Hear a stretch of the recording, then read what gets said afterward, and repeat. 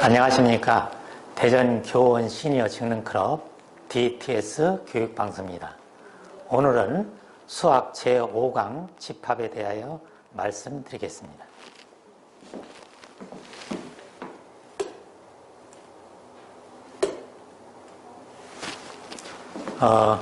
집합이라는 것은 어떤 조건에 의해서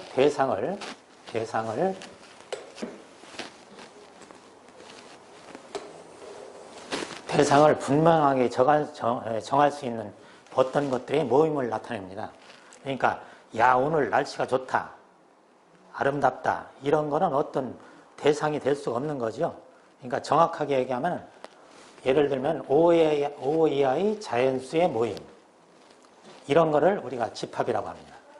근데 큰 수의 모임하면 어떤 것이 큰 수인지를 알 수가 없죠.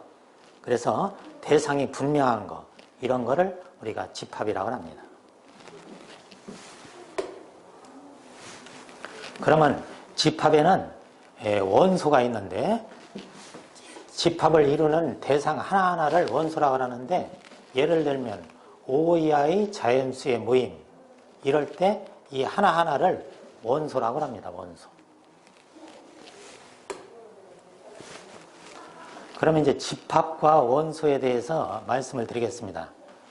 원소라는 것은 영어로 엘레멘트. 그래서 이 머리 글자를 보면은 이자 같이 생겼죠. 이자.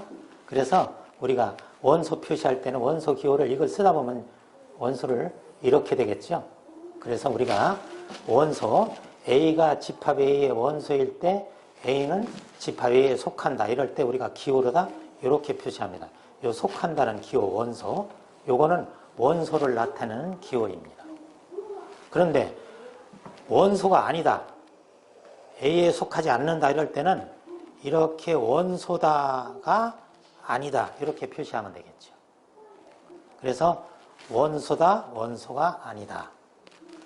그래서 예를 들면 자연수 전체의 집합을 N이라고 할 때 2는 A의 원소지요. 자연수에 들어가니까 요거는. 근데 요거는 자연수가 아니죠.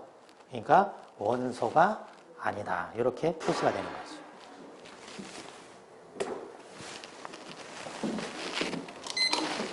자, 그래서 원소를 집합을 나타내는 것은 두 가지 방법이 있습니다. 원소 나열법하고 조건 제시법이 있는데, 원소 나열법은 뭐냐? 원소를 하나하나 나타내는 겁니다. 그래서 우리가 이렇게 집합 기호를 쓰는데 1부터 100까지의 자연수의 집합, 이럴 때 원소 나열법으로 표시하면은 이렇게 집합 기호를 쓴 다음에 여기다 원소 하나하나를 이렇게 쓰면 되는 거죠.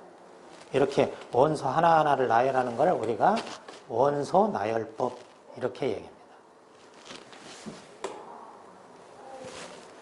그 다음에는 원소 나열법 다음에는 그 다음에 이제 조건제시법이라는 건데, 조건제시법은 예를 들면은 원소가 갖는 공통성질을 조건으로 제시하는 건데, 예를 들면 1, 2, 3, 4, 5, 요거는 원소 나열법이죠. 원소 나열법. 근데 요걸 조건제시법으로 쓰면 이렇게 문장화해서 X는 O 이하의 자연수다, X로 이루어져 있는 집합인데 X는 O 이하의 자연수다, 그리고 요거를 우리가 바라고 읽습니다. 바라고. 그래서 이렇게 문장화해서 나타내는 거, 이런 걸 우리가 조건제시법, 원소 하나하나로 나타내는 걸 우리가 원소 나열법, 이렇게 우리가 구분을 하면 되겠습니다. 그 다음에 이제 집합을 그림으로 나타내는 것이 있는데, 이거를 우리가 벤 다이어그램, 이렇게 표시합니다. 근데 뭐 구태여 이렇게 동그랗게 하지 않고 이렇게 해도 상관은 없습니다. 그래서 이렇게 그림화해서 나타내는 걸, 이걸 우리가 벤 다이어그램이다, 이렇게 표시를 합니다. 그 다음에 집합에는 이제 유한집합, 무한집합, 공집합, 이렇게 세 가지가 있는데, 유한집합이라는 것은 원소가 유한계인 거, 셀 수 있는 걸 얘기하는 거죠. 무한집합은 뭐냐? 셀 수가 없는 거, 무한계인 거. 공집합은 원소가 하나도 없는 겁니다. 이렇게 집합 속에 원소를 이렇게 쓰는데 이런 원소가 하나도 없는 거, 이렇게 된 거, 이런 걸 우리가 뭐라고 하느냐? 공집합이라고 한다. 근데 공집합을 우리가 이렇게 원소가 하나도 없는 걸 표시할 수도 있지만 우리가 기호로다 이렇게 쓰기로 했습니다. 그래서 뭐 이렇게 써도 틀리는 건 아닌데 이렇게 쓰는 거를 우리가 공집합의 기호로 알아두면 좋겠습니다. 근데 여기서 구분할 게 있습니다. 이렇게 쓰면 이거는 공집합이 아닙니다. 이렇게 생긴 원소가 한 개가 있는 거예요. 원소가 한 개. 그 다음에 우리가 예를 들면은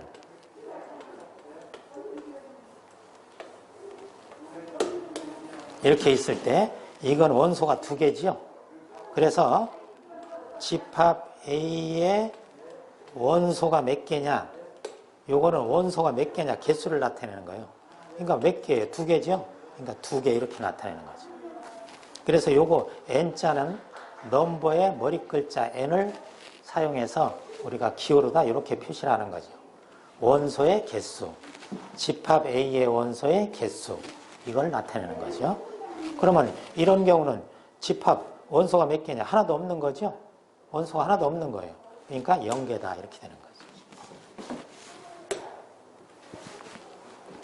그 다음에 부분집합이라는 것은 뭐냐? 두 집합 A, B에 대해서 A의 모든 원소가 B에 속할 때 A를 B의 부분집합이라고 한다. 그리고 기호로는 이렇게 쓰는 거죠. 자, 예를 들면은 A가 1, 2고 B가 1, 2, 3일 때 A가 B 속에 들어있죠. 그래서 우리가 이런 걸 부분집합. 그런데 이런 경우도 있어요. 똑같을 수도 있어요. 그럴 때 A는 B의 같으면 부분집합을 할 수 있느냐 없느냐. 이렇게 똑같아도 A가 B의 부분집합이라고도 할 수가 있다. 이렇게 되겠습니다. 그런데 B의 부분집합이 아닌 건 뭐냐. 이거는 부분집합 기호인데 부분집합이 아니다 하면 이렇게 표시만 하면 되겠습니다. 자, 그러면 지금부터는 이제 부분집합에 대해서 한번 확인을 해보겠습니다. A가 2, 3이고 B는 마이너스 1, 2, 3이다. 그러면 요 2, 3이 여기에 들어있죠? 그러니까 부분집합이 되는 거죠. 그래서 기호로는 A는 B의 부분집합이 된다. 이렇게 기호로다 표시할 수가 있습니다. 자, 그러면 이제 이런 경우 보세요. A는 1, 3, 5고 B는 1, 2, 3, 4, 6이다. 그러면 요거는 여기에 들어있지 않죠? 5가 없죠, 5가 없단 말이에요. 그러니까 5는 A의 원소지만 여기는 들어있지만 여기는 들어있지 않죠? 원소기호. 그럴 때는 우리가 부분집합이라고 할 수가 없다. 이렇게 되는 겁니다. 자, 그러면 부분집합의 성질, 방금 전에도 말씀드렸지만 자신은 자신의 부분집합이라고 할 수가 있다. 그리고 공집합은 모든 집합의 부분집합이다. 공집합은 모든 집합의 부분집합이라고 할 수가 있습니다. 그 다음에 서로 같은 집합이 있는데 서로 같다는 건 뭐냐면은 A는 B의 부분집합이고 B는 A의 부분집합이다. 이럴 때 A는 B에 들어가고 B는 A에 들어갈 때 이럴 때를 우리가 서로 같은 집합이다. 이렇게 표시를 합니다. 그리고 같지 않은 건 같지 않다는 표시는 이렇게만 표시하면 되겠습니다. 이와 같이. 그래서 한번 예를 들어 볼게요. A는 1, 2, 7, 14다. 그리고 X는 14의 약수다. 약수라는 것은 뭐예요? 나눌 수 있는 거죠? 자, 14를 나눌 수 있는 게 뭐예요? 1, 2, 3은 안 되죠? 7, 14. 자기 자신. 이게 약수인데 한번 보세요. A가 1, 2, 7, 14인데 요거는 우리가 조건지시보로 표시한 거죠?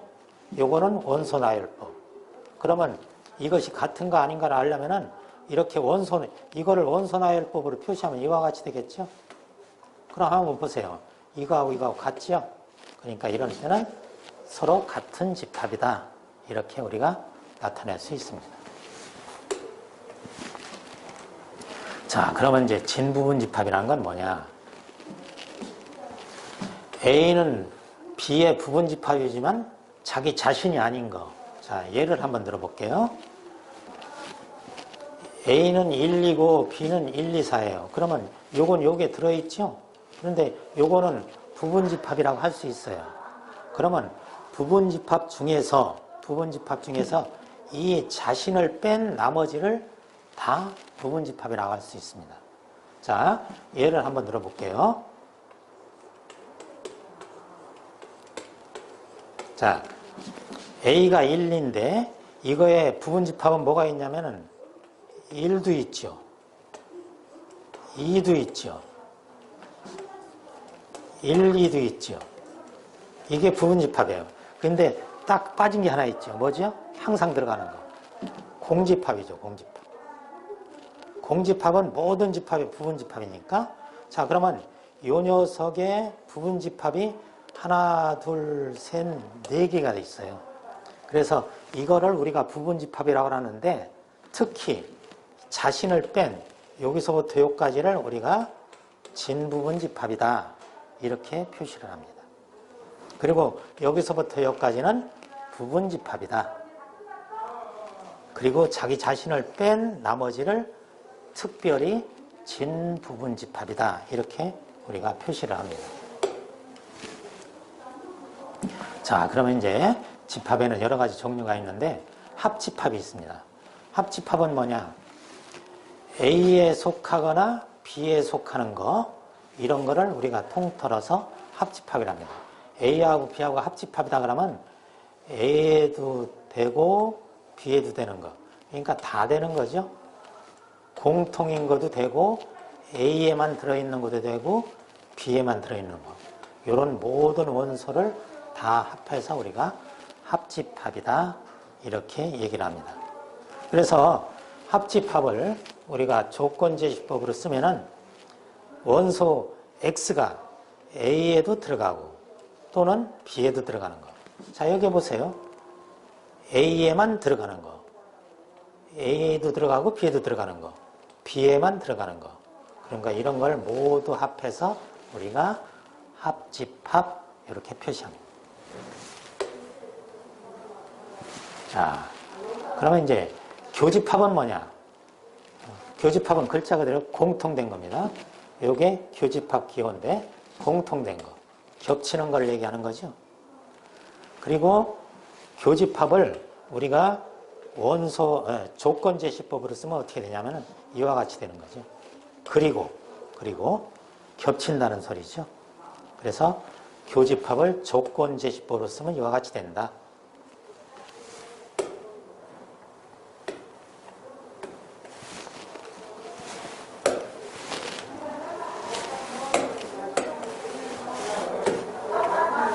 자, 그 다음에 이제 서로소라는 게 있습니다. 서로소는 뭐냐면은 겹치는 부분이 없는 걸 얘기하는 거예요.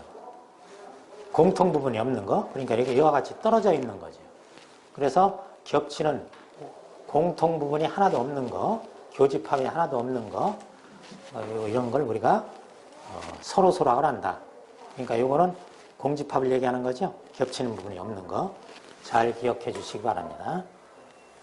자, 그 다음에 전체 집합이란 건 뭐냐면은 어떤 집합에 대해서 부분 집합을 생각할 때 처음에 있는 거, 전체를 나타내는 거죠. 그리고 영어의 유니버셜의 머리 글자를 따서 전체 집합은 우리가 이렇게 U자로 표시를 한다는 거 참고적으로 기억하면 좋겠습니다. 자, 그 다음에는 이제 합집합, 교집합 배웠습니다. 그 다음에는 여집합. 여집합은 뭐냐? 우리가 여집합 기호는 이렇게 C로 다 표시하는데 이거는 컴플리먼트의 머리 글자 앞에 C자를 따서 우리가 기호를 이렇게 합니다. A의 여집합이라는 건 뭐냐? A가 아닌 집합. 자, 여기 보세요. 요게 A죠. A가 아닌 데는 여기예요. 그러니까 요거는 A의 여집합을 나타내는 거죠. 그러니까 A를 뺀 나머지를 여집합이라고 한다. 그리고 기호로는 A의 여집합 C자로 표시를 한다. 기억을 잘 해주시기 바랍니다. 자, 그러면 합집합, 교집합, 여집합을 해봤습니다. 자, 여집합을 우리가 조건제시법으로 기호화해서 쓰면 어떻게 되냐면은, 자, X가 전체는 들어가는데 A에는 안 들어가는 거죠. 방금 얘기한 거 마찬가지로 A에 안 들어가는 거, 여기를 나타내는 거죠. 전체는 들어가지만 원소가 A에는 안 들어가는 거, 여기는 안 들어간단 말이에요. 그러니까 여기 A인데 A가 아닌 부분, 여기를 나타내는 거죠. 자, 그러면 한번 2, 4의 여집합을 구해봐라. 그러면 여기서 2하고 4를 뺀 나머지를 여집합이라는 거죠. 한번 보세요. 요거하고 요걸 빼니까. 그래서 A가 2, 4고 전체가 1, 2, 3, 4, 5인데 A를 뺀 나머지 여기가 A의 여집합이다. 이렇게 표시를 합니다. 자, 그런데 이번에는 이제 가장 중요한 단원인데, 방금 여집합도 중요하지만 우리가 검정고시에서 잘 출제되는 유형 차집합입니다. 차집합. 차집합은 우리가 이렇게 빼기 표시로 이렇게 표시하는데, 차집합은 뭐냐면은 A하고 B에서 A에 속하지만 B에 속하지 않는 거. 이게 뭐냐면은 A에는 속해요. 여기만 속하는데 B에는 속하지 않는 거. 즉 공통되는 부분을 뺀다고만 생각하면 편하겠죠. 공통되는 부분을 뺀다. 그리고 차집합을 우리가 조건화해서 쓰면은 이와 같이 되겠죠. A는 들어간다 이거죠. A는 들어가요. 근데 B에는 안 들어가요. 여기가 B죠. B에는 안 들어가는 거. 요거를 우리가 A에 대한 B의 사집합이다. 이렇게 표시를 합니다. 자, 그러면 이제 차집합 연습을 해볼까요? 자, A하고 B가 있는데, 자, A에서 B를 뺀 차집합. 자, A에서 B를 뺀 겁니다. 요 부분을 뺀다고 생각하면 돼요. 그러면 남는 게 뭐예요? B, C, D죠. 그래서 A에서 B를 뺀 차집합.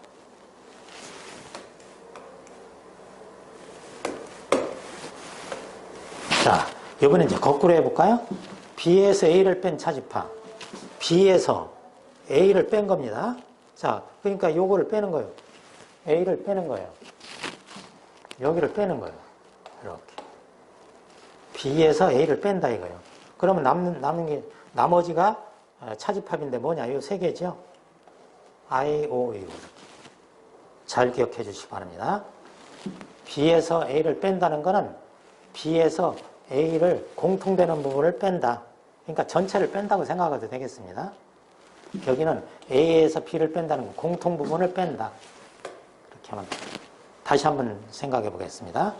A에서 B를 뺀 차집합을 구하라 그러면 A에서 B를 빼라는 소리죠. B. 여기를 빼보세요. 그럼 남는 게 뭐예요? B, C, D죠? B, C, D. 자, 이번에는 이제 거꾸로 해볼게요. B에서 A를 빼라. B에서 A를 빼는 겁니다. 여기를 빼는 거죠. 그러니까 공통되는 거 부분을 뺀다고만 생각해도 되는데 전체를 뺀다고 생각해도 상관없겠죠. 그러니까 여기는 I, O, U 이렇게 되겠습니다. 자, 그 다음에 드모르간의 법칙이라는 것은 우리가 이렇게 표시를 하는데 A하고 B하고 합집합의 여집합, 이거는 A의 여집합하고 B의 여집합인데 요게 바뀌죠. 요게 이렇게 바뀝니다. 왜 그런가 한번 볼까요? 자, 합집합이 아닌 거, 요게 합집합이죠.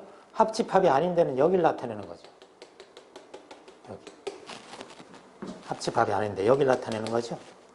자, 그러면 요 그림하고 이제 요거하고 같다는 걸 보여주는 건데, 요건 뭐예요? A가 아닌 거죠?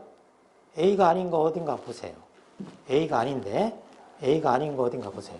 A가 아니다라는 것은 A를 뺀 나머지를 다 얘기하는 거잖아요. 여기하고 그 다음 B가 아닌 거. B가 아닌 거는 여기를 나타내는 거죠. 그거의 공통부분. 자, 색칠하는 부분의 공통부분을 잘 비교해 보세요. 공통부분. 공통부분이 어디예요? 겹치는 데는 여기겠죠? 이런 데. 여기가 겹치지. 그러니까 여기가 겹치는 부분이야. 그러니까 딱 보니까 어때요? 그림이 같죠? 그래서 합집합의 여집합은 각각의 여집합의 교집합과 같다. 잘 기억해 주시기 바랍니다. 합집합은 교집합이다. 여집합, 여집합. 자, 이것도 마찬가지예요. 여기 보세요.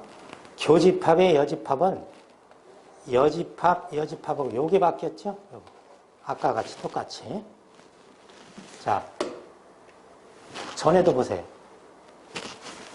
전에도 합집합은 교집합으로 바뀌었잖아요.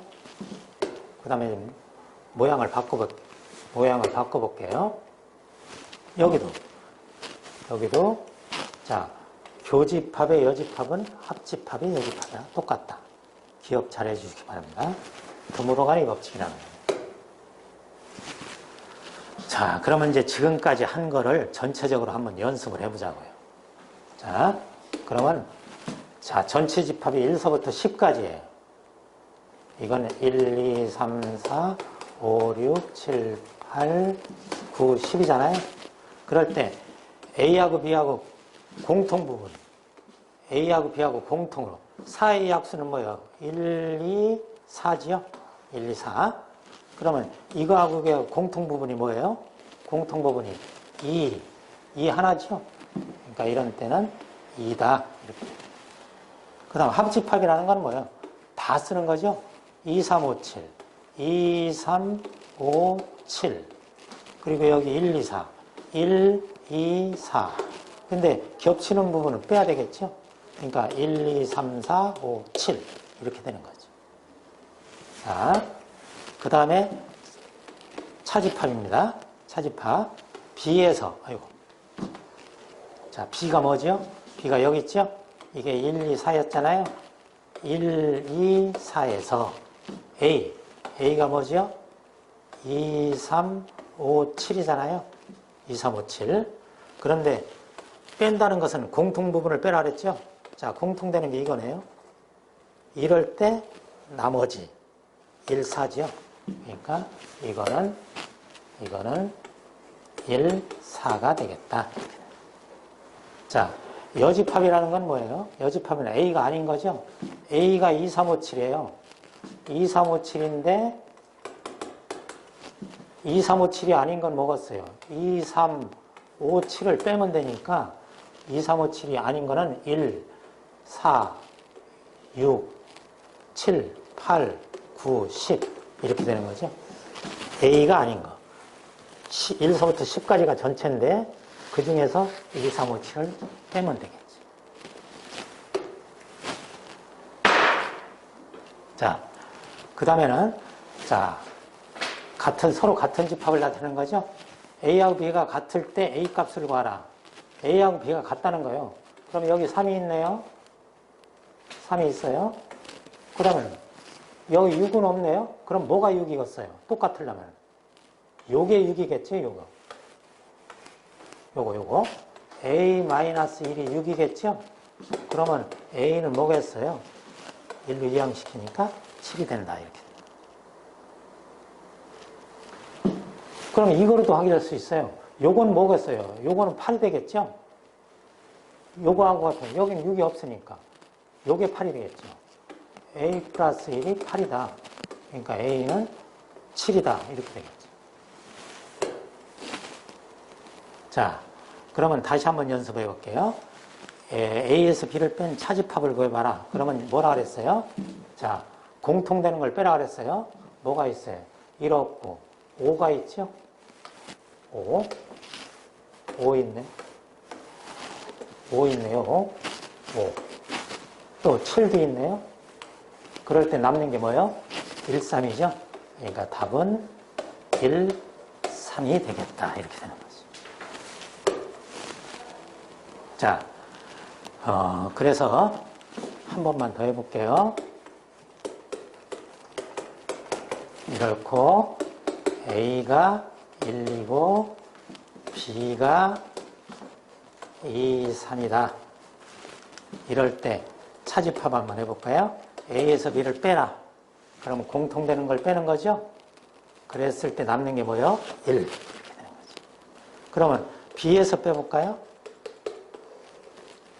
B에서 A를 빼니까 B에서 A를 빼는 거예요. 공통되는 거 빼니까 남는 게 뭐예요? 3. 이렇게 되겠습니다.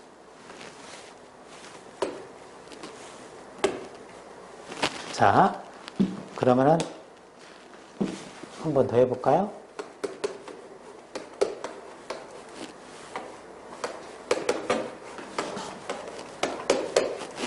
자, 이럴 때 전체는 뭐냐? 전체 집합은